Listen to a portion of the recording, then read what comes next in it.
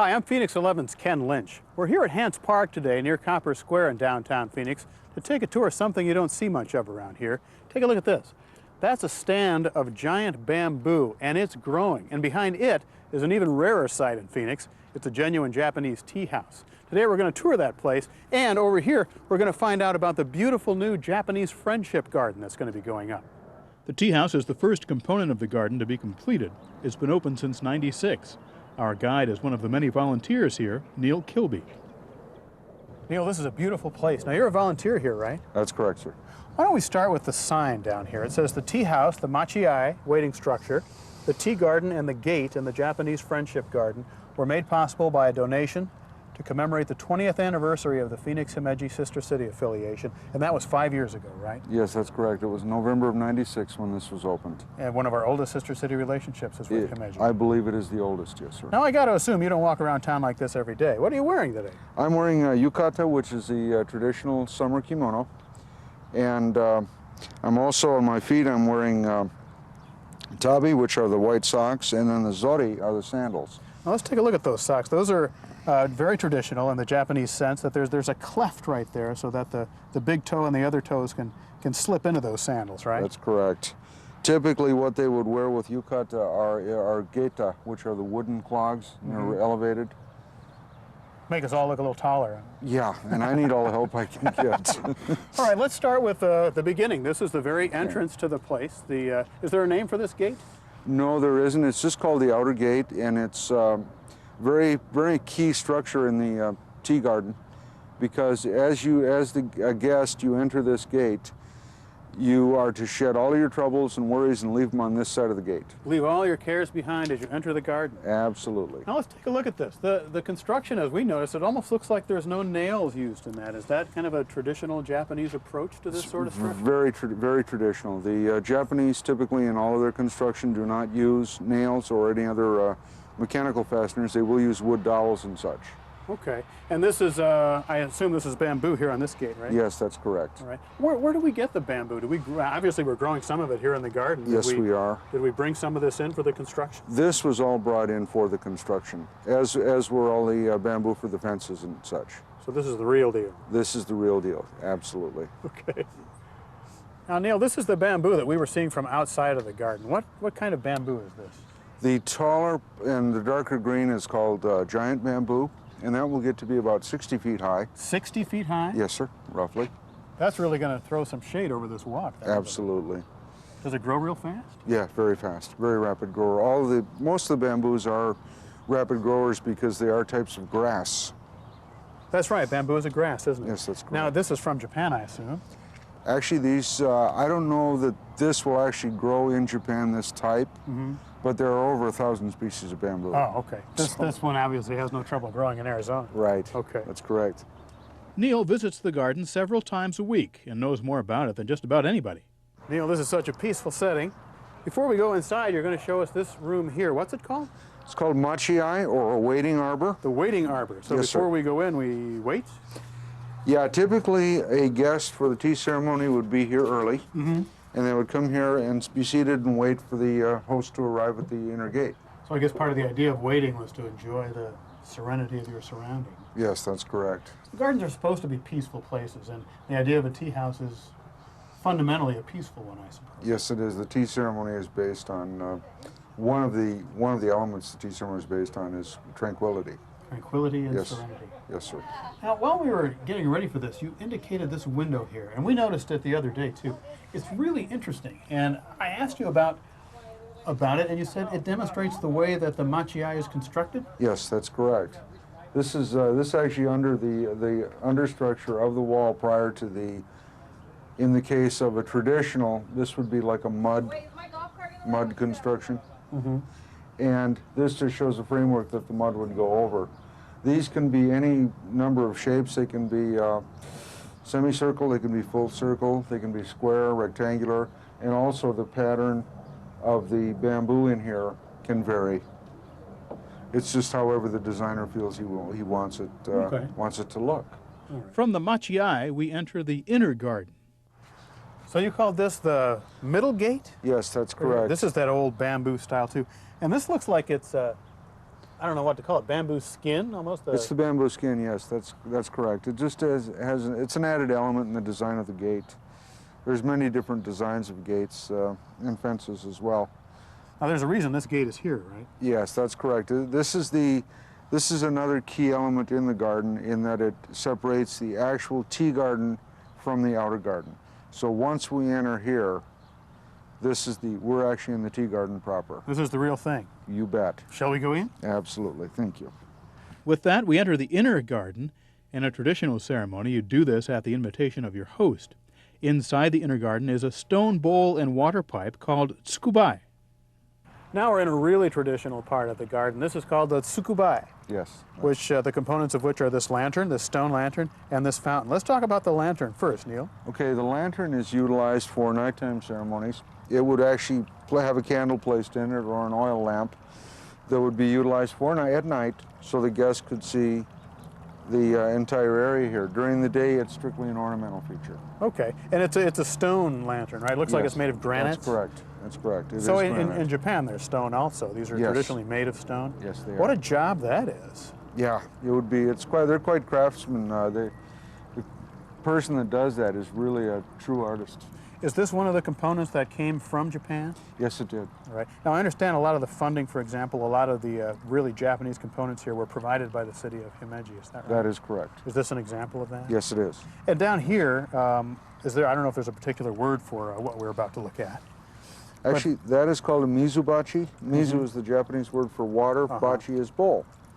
So it's a water bowl. Makes perfectly good sense. Absolutely. And if I understand it correctly, traditionally before you enter a tea house or a temple, you're to use the ladle to rinse your hands? Yes, that's correct. And what else? And then you rinse your mouth. You just Take place a little dab of, place a little dab of water on your palm, and then just touch it to your lips, because that water, you don't want to drink it. Okay. So. All right. I think I just did, though. No. Okay. Oh, well. Near the Tsukuba is a very charming feature of the garden. It's a rain spout made of metallic blossoms. They create a soothing look and sound to the garden. Ken, you'll notice these stepping stones are quite close together. Yeah. And there's two reasons for this. Number one, it's the largest stride that a person wearing a kimono could make. And secondly, it requires you to keep your eyes down, which is a sign of humility. I see. Well, you know, Neil, people like you and me who've spent a little time in Japan know that one of the keys to survival is knowing the code and knowing the rules, which aren't always clear.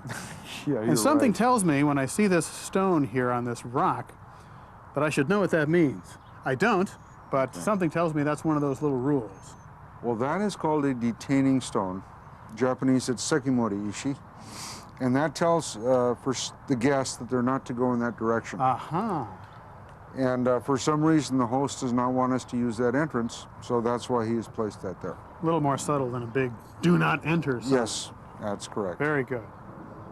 Now, Neil, we're going to be going inside the tea house in just a moment, but before we do, this is a trash container, right? But if I understand the tradition correctly, there always has to be something in it. That's correct, Ken. The host would clean the tea garden immaculately prior to his guests arriving, and he'd always place a few sticks or twigs in there to show his guests that he had done that, cleaned the garden. Oh, I see. So you wouldn't want to have an empty one because that would indicate you didn't try very hard getting things ready. All right, before we go inside, and we're going to be going through this wooden structure right here, I wanted to ask you about these lights. We've been noticing them throughout the course of the afternoon. They must be based on the traditional style of lights, right? They are. The traditional would have been probably with mulberry paper in them. And then there would be... This is like a mylar, I guess, or this is mylar. Plastic of some kind? And, but it has the same look as the mulberry paper. And then, of course, with the mulberry paper, they would have a candle in there to light to illuminate it, or an oil lamp. Wow. Yeah. Either one sounds pretty flammable. It is, but and that was one thing that they were very concerned with over in Japan was fire. Sure, sure. And now, just off to the side of that, directly above the main entryway, is this beautifully carved kanji characters, 3 of them, that I understand are the name of our tea house. That's correct, Ken. It's the name of the tea house is called Muso-an. Muso-an. Which means dream for the future. That's a lovely name. It really is, and we're very fortunate. This was the name given by the 15th Grand Master of the Urasenke School of Tea, and he did this specifically in Japan. in Kyoto, Japan, and he did, excuse me, specifically for the tea house. Oh, I see. So this was done exclusively for us. For us, absolutely. It's beautiful, and it's a dream for the future. Yes, that's correct. Now here we are. This is the entrance. Talk about this a little bit. I see a couple of, these are stepping stones, obviously. Yes.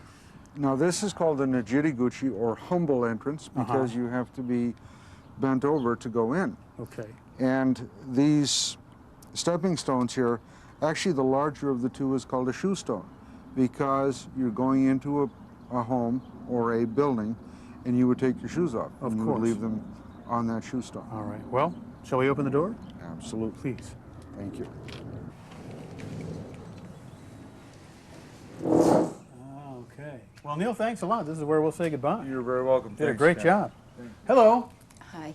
You are Masako Yes. Takiguchi, correct? Correct. Let me get my shoes off. And I was just wondering how long we've known each other. For a lot of years, I think. Right. I will close the door. It's good to see you again. Yes. Thanks for seeing us. Thank you. Well, where are we? What is this room? And this is a tea room, and it's, as you see, it's 4.5 mat. And The mats are these are tatami mats. tatami correct? mats, yes, of course. And this is a half mat, and we have a ro, which you usually use it at winter time. Oh, it's a burner. It's a burner. Actually, it's simplified right now. It's a beautiful ceremony to see and be part of. You can make an appointment to see the house and a tea ceremony, and we'll get you that number in a few minutes. As Masako and I chatted on the tatami mat floor, we recalled a video Masako helped producer Lee Hill make, a video about the tea ceremony and the events around it. Phoenix has a sister city relationship with 8 cities around the world, and one of those is Himeji, Japan. And our sister city relationship with Japan is now 23 years. The Urasenke School of Tea have been practicing for many, many years and performing here in our city. Finally, last year in October, became sanctioned by the foundation in Kyoto, Japan. The hanging scroll that is displayed behind me was especially written by the headmaster in Kyoto in celebration of this organization here in Phoenix, the Arizona Dokokai Tea Group. This past year now, we're celebrating our 1 year since becoming officially chartered by the foundation. In Japan, so we wear the kimono, but it's a special day, like a ceremony day or Happy New Year day. So, wear the kimono is so good for my children, and so they have a fun time. Yeah, I love that. Someone who is trained in dressing someone is a kimono dresser, and they know precisely how each piece is to fit and how each part is put together. On a young girl who is not married, you will see a very elegant, maybe a big bow or the shape of a butterfly. They can be as ornate and elegant as the kimono dresser is able to do. The obi on a married person is like a huge giant knot that would be in a bow, and the way that this one huge piece of fabric is used to tie around the waist and tie into a bow is an art in learning how to do that.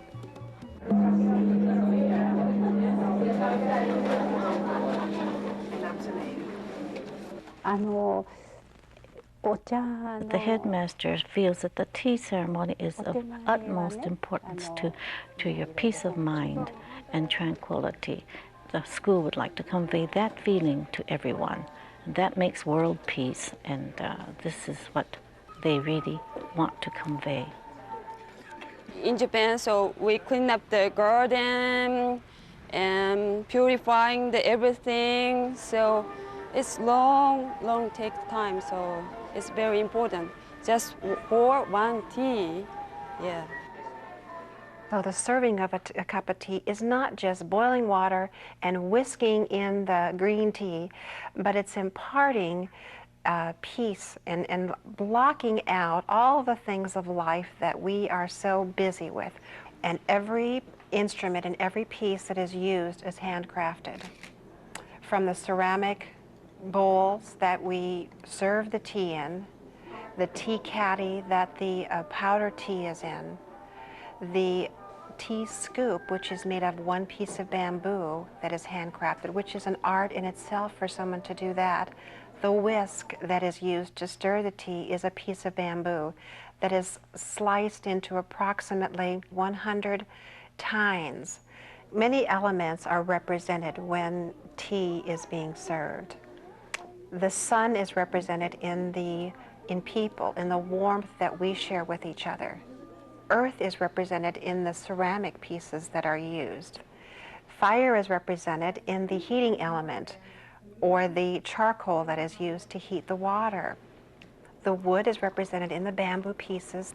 Wind is represented in the movements. So as you're watching the beautiful movements that the hostess is using, both in how she takes the ladles off, how she dips in to scoop the water, how she whisks with her hand to prepare the tea, all of those elements and those movements are represented. As I grow older, I feel very conscious of the fact that I should have some objective in my life, and I feel like tea ceremony can be continued on for a very long, long time, even as I grow older. In Japan, I believe young children from about age 6, they seem very excited about learning tea ceremony. Well, I can't say exactly how long it takes when I am satisfied that the student is accomplished enough to serve tea. It has taken me about 25 years. Even now, I don't think I am that good. In my opinion, I feel like it takes a whole lifetime. Anyone can come and enjoy a tea ceremony because of this wonderful sister city relationship we have with Himeji and this beautiful tea house that we have right now located in Margaret Hance Park. It's a beautiful, fascinating thing to see. Masako and I now visit a larger room in the tea house. This is where group tea ceremonies are held. Well, Masako, here we are. Yes. And there's two things we want to talk about here. This is the tea itself, correct? Right. Let's have a look at that. Yes. It's powdery, isn't it? Yes, it's powdered tea. Mm-hmm. And I understand that it takes a long time to dry it. Yeah. It takes special tea leaves to dry it and grind it. Okay. And then when the tea is finished, it looks like this. It's when it's whipped. It's frothy. Frothy. Mm-hmm. And they call it usucha. Usucha. The tea is very warm and pungent, almost bitter, very aromatic and leafy. There's nothing quite like it. Yes, and then you kind of wipe it where you drank it. Mm-hmm. And then, actually, you should have your candy first. Oh, sorry. That's okay. That's okay. I'm trying to cut down. Right. After you drink the tea, tradition says admire the tea bowl and the way it's made. These are made right here in Phoenix. The fish symbol, called a sachi, is a mythical animal meant to protect castles, of which Himeji has Japan's most famous Himeji-jo. In this room, as in the smaller room, is the tokonoma, an alcove kept intentionally simple with seasonal flowers and a hanging scroll. In this case, the scroll says Ichigo Ichie, one moment to meet, indicating the uniqueness of every meeting. This room also features the tokobashira, or main post. It's not a real piece of wood, as you can tell, but many Japanese homes have one just like it in their tatami room. It harkens back to long-ago home construction techniques, when the main pillar of the house was in the hearth area. The shoji, or rice paper frame doors, open onto what will be the garden itself. The depression in the center is where the pond will soon be. Reiko's looking forward to that a lot. And I hope that it will look like the model that we have. Me too. That model is just so wonderful. This is the model, a very faithful representation of what the finished product's going to look like. Okay, so this is the roof of the building we were just in. So get yourself oriented a little bit here. There's the waiting area, the machiai, and there is the gate that we came in on at the very beginning of the program. So now you have a rough idea of where you are. And this is what the garden is going to look like when it's all built out. It's going to look fabulous. This is Mark Lamb from the city's Parks, Recreation, and Library Department. This is a beautiful thing. Thank you, Ken. We're looking forward to getting started on this and sometime in this summer, probably in June. So we're going to get started on it, and I'd like to take you on a little walking tour. Let's do it. Okay. We're starting right here at the entrance in the parking lot off of 3rd Avenue. Off of 3rd Avenue. And we'll have about 50 spaces in the parking lot. This is the entry gate, and this is where people will be coming through. And once they come in there, they will come into the visitor center. And there will be a gift shop in there and cultural displays from Japan. And behind it is a really exciting stone garden, which is kind of a Zen garden.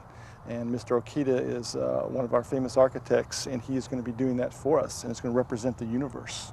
The universe? The universe, the entire universe will be represented that's through. ambitious. Right.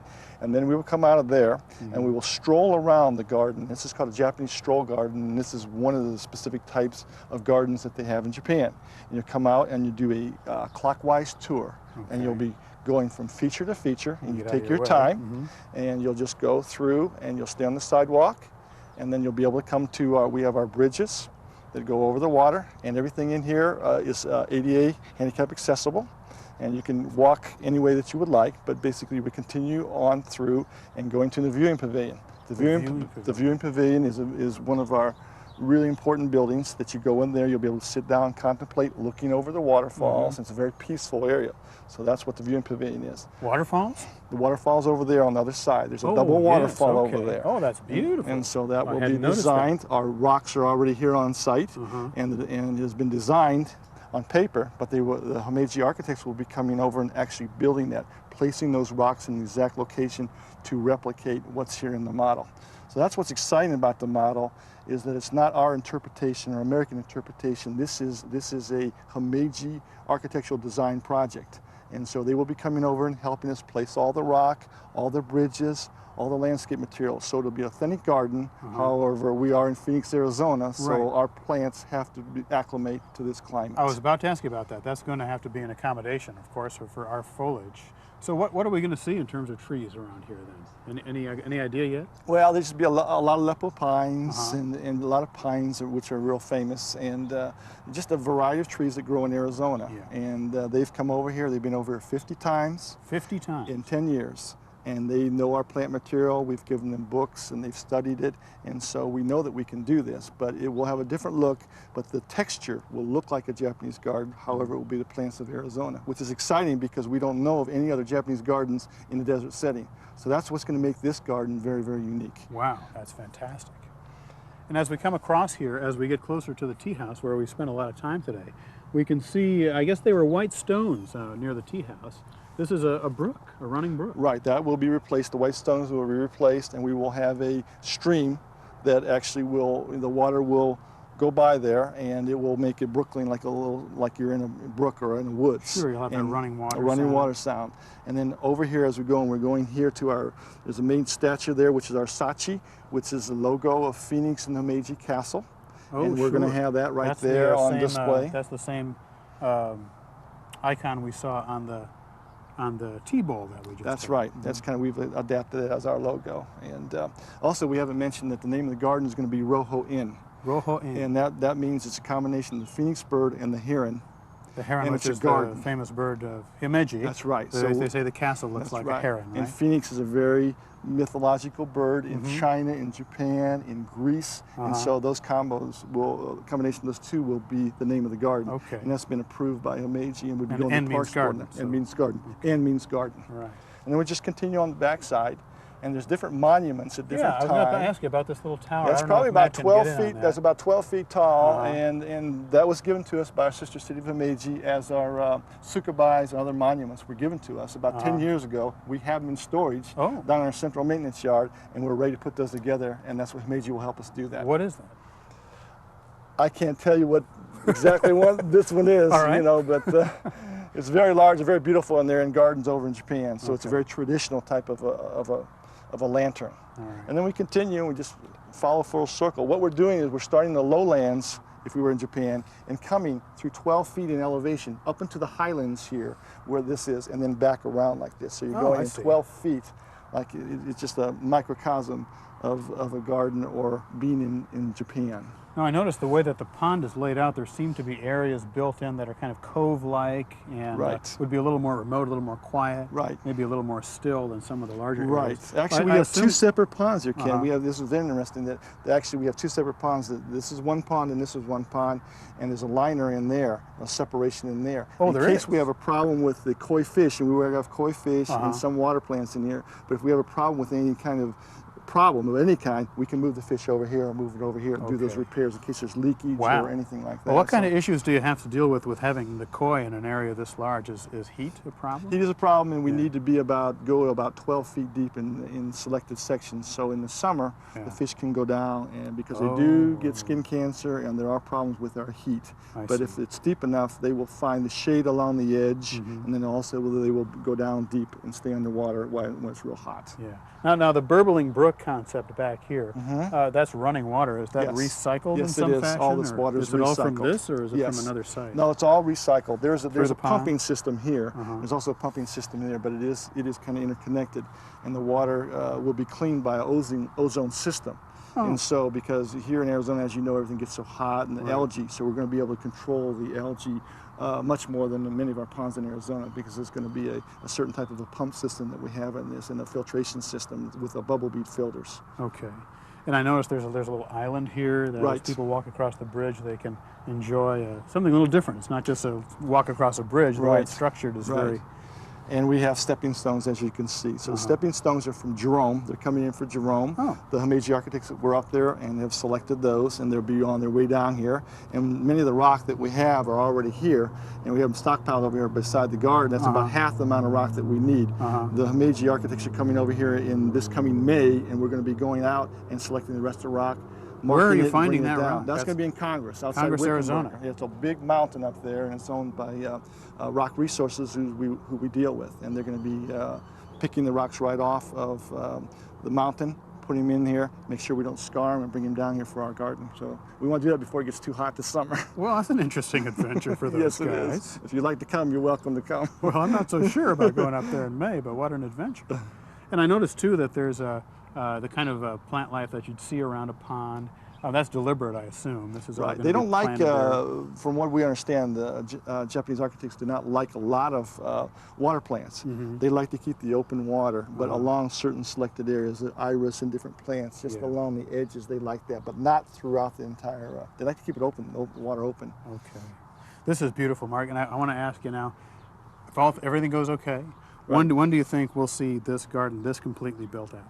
You'll see everything here in approximately a year. It'll take a year to build. However, we do not have funding for the buildings here. However, the past bond in 2001 did provide some additional money. Okay. So we don't know exactly when but you will see the majority of the garden here exactly the way it is. And if you look close at the tea house, it really does look like that now in the tea garden. So we think we can do this.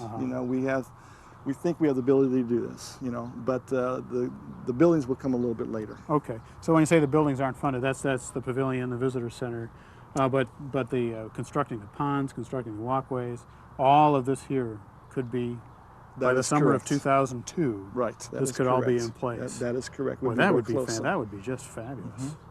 And before we leave today, I want to make sure we understand a little bit about the public access to the tea house. It's not something people can just walk into right now. No, because it's operated by very little staff. The only staff member we have is Reiko, and she is the only staff member that we have at this time. The rest of it is operated by volunteers. It also takes a lot of labor to get dressed, but we do the public tea ceremonies and school tea ceremonies by reservation. Also, we're open the months of September through April every Sunday from 12 to 4, and it's free. And it's free. Yes. And if you want to come down at any other time, you can call and make a reservation. You can call our office, and we'd be glad to have you down and do special tours to get people in there. We want people to see it. It's kind of fun to see it now before you see the tea house and tea garden, but you can also look out there and see the field, and then soon the construction, and then the opening of the garden. Sure. So it'll be an exciting time to see it. And if you look out there now, and now that we've seen the model, it might be kind of interesting to turn around and kind of take a look at And where we are, as you can see, that brown depression over there is obviously where a great big part of the pond is going to be. That's correct. You might even be able to see in the shot, I can't see your shot, Matt, but maybe you can see the white stones where the brook is going to go. Right. So you can really start to get a feel Where for the this large now. rock out there is where the waterfall is going to go, in that area out there, so you can kind of picture it a little bit, Okay. what's coming. Yeah. That's really going to be beautiful.